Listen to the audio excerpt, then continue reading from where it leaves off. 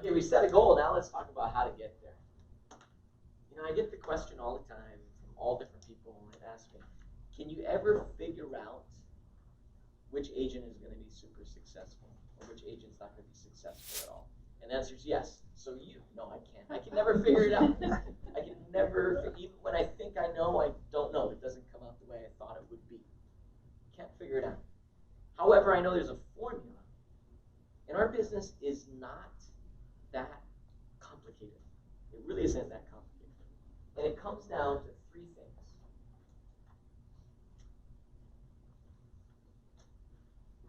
Interactions, skill, and knowledge. That's all it comes down to. You have to have all three. You have to have it. So interactions. How often are you interacting with people that are not realtors? I mean, there is some benefit with interacting with realtors, but mostly we're looking at how often are you interacting with people that are not realtors. Okay? So think of it this way. Yesterday, everyone think back and reflect on yesterday. Yesterday was Monday. How many adults, non-realtors, non-loan officers, non-escrow officers, did you interact with yesterday? If it is 0, then you're not going to get a lead. 0 means you will never get leads if you don't interact with anyone that day. If it's 1, you better be really good at skill and knowledge and converting people, because you got to convert that one person that you might have just been, that might have been just in the cashier at Target or something. So when we think about it, it's all about interactions. Now, every interaction is not valued equally. What's the most valuable interaction you can have in our business?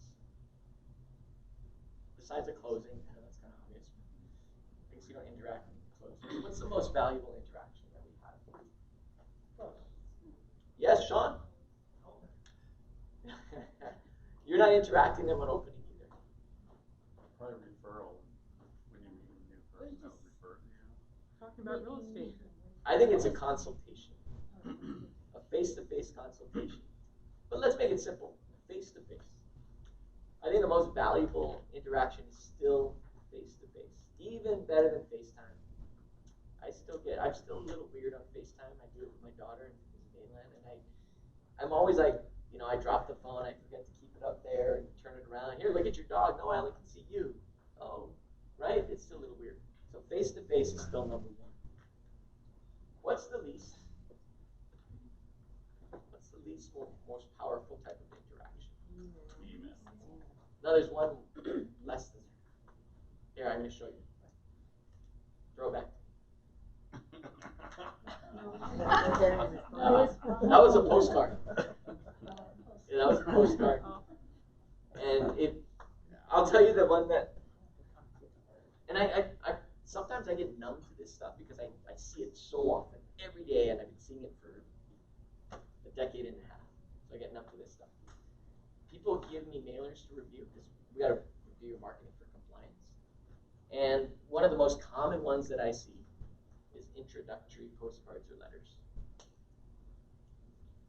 Here we go. We'll do it again. Hi, I'm Kalama. I'm your neighborhood realtor.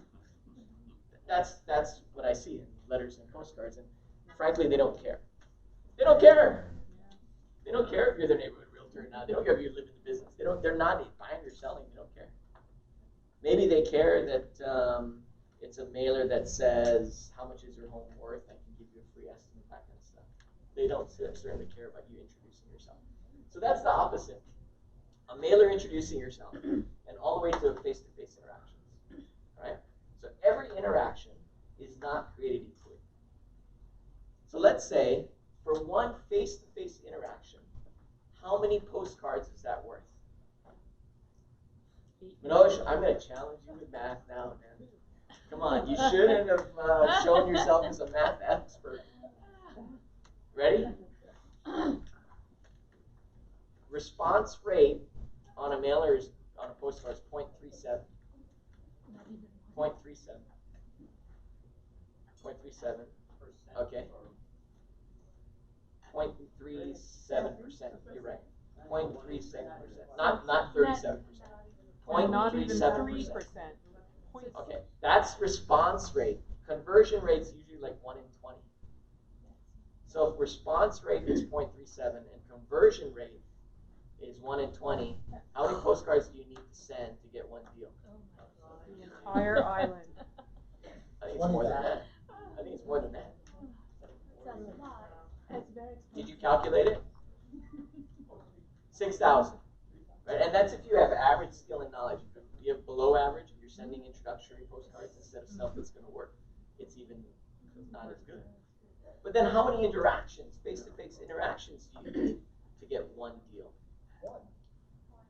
150. Yeah, usually there aren't too many people that are that good. They'll get one, because the interaction could be running into a friend in Safeway or Whole Foods. Then it's really good. Probably like 1, right? I'd say under 100. Under 100. But again, it depends on your skill and your knowledge, right, to get there. So here's how it works. You figure out what interactions you're going to do today. I'm going to call, because you're face-to-face. Yeah. Then it goes, you have phone conversations, or FaceTime conversations, or Skype conversations. And then you got texting. And then you got messaging. And you got social media posts. And then you got emails. Is there anything else? How else do we interact with people? Or just mailing? Right? So remember I started the most face-to-face. Yeah, you need the least of those to create a lead. And mailers, the most of those. In those mailers, are you including like letters that are not just postcards? Yeah. The letters. Yeah. Letters, postcards, display ads, they all fall into marketing. Right? So every day you think to yourself, how many people am I going to interact with? And sometimes people misunderstand me because I say you got to interact with 20 people a day if you want to be a top producer. And then they send 20 mailers out a day. Not what I meant. I don't count mailers in interactions. I count talking to people as interactions. Sometimes I count texting. I don't count social media posts. Right? But the way it works is if you had 20 interactions and you had a skill level where you can turn every single one of those 20 interactions, no matter what they are, into a real estate conversation to one level, degree, or another, because you had the knowledge to be able to bring up stuff with that skill, then you're going to convert more than if you didn't have the skill and knowledge. And you're going to convert more than if you're mailing things. So let's go back to that. If you're going to do mailers, you got to send 6,000 every week. Postcards are 57 cents each. How much is how much is 6,000 times 57 cents? I'm going to guess around 3,000 something. $3,100, $3,200. At least 3,000. Okay, and we need one. We said one a month.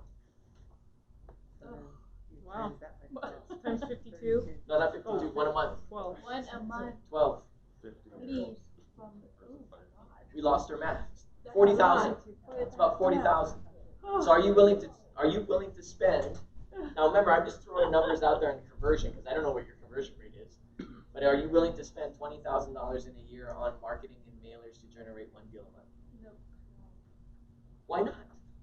If you did one deal a month at $800,000, we said your income be over. It'd be like 150,000. You minus out 20, you're still left with 130. Why wouldn't you do that?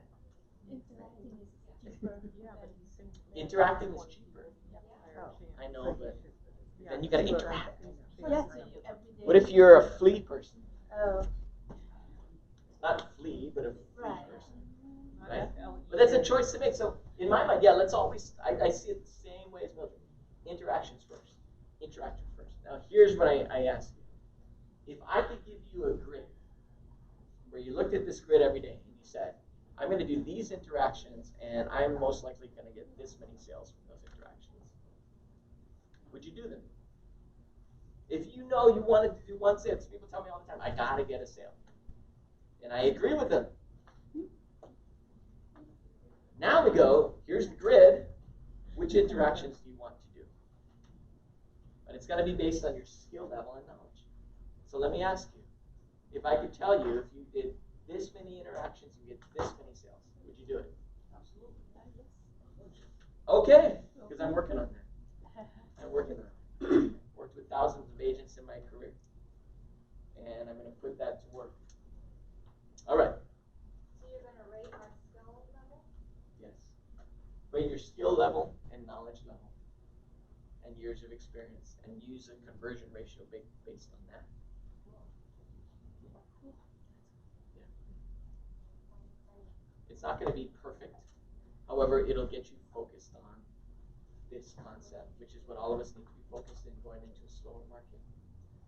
So if you're newer and if you've been in the business, or if you know math really, really well, like Manoj and Sean, then maybe you don't have to spend time on skill and knowledge every day.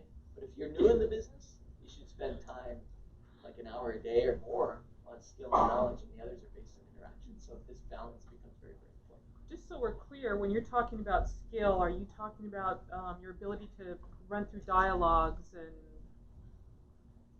bring people into the real estate conversation? Yep. Your ability to prepare for consultations, your ability to use dialogue on spontaneous conversations to bring the conversation to real estate, your ability to convince them that you're the best alternative, that they need to work with you, the ability to set up appointments. Your knowledge comes into play because your ability to set up appointments is going to be based on how much you know about real estate and what they're interested in, to be able to convey that through your skill.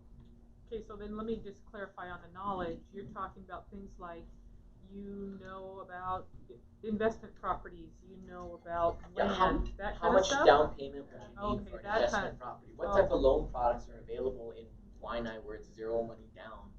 Or it could be something completely different, like when do you have to upgrade from cesspool to septic tank, and how much is that going to cost? Or when was this neighborhood developed, and who was the developer, who was the architect, and why is that significant on this island? What are they going to do with the future of infrastructure and transportation to solve some issues if you live on this side of the island? If you are a VA and you're going to get PCS and you own a property, what options and what will you have to look at if you have to move and your BAH is going to change, and can you rent it out? That's knowledge. So you work on that every day, and that changes. Some of that stuff doesn't change, but a lot of it changes. So you have to keep up to date on it. Because if you have that, skill becomes easier. Because then it's easy to talk to people. When I go door knocking, I don't know which class I went door knocking at last, but we go door knocking, and they see me door. It's easy for me because I bring up whatever comes to my brain, because I have a lot of knowledge to be able to talk to whoever I'm in front of. So it helps. Got it?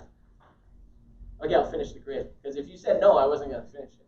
Yes, Manoj? I was going to say that not to marginalize the importance of that, but also finding your niche in real estate, I think that takes care of all of those. I think your niche is here. Your niche falls into knowledge and skill. There's still going to be interact. I don't care what your niche is. You got to interact with people, no matter what. So this is number one. Glad you brought that up. You cannot just focus on skill and knowledge and never interact with people. Interaction is number one. Nice one. Is it niche or niche? I've wondered that my entire life, and I'm getting older. It's a long time.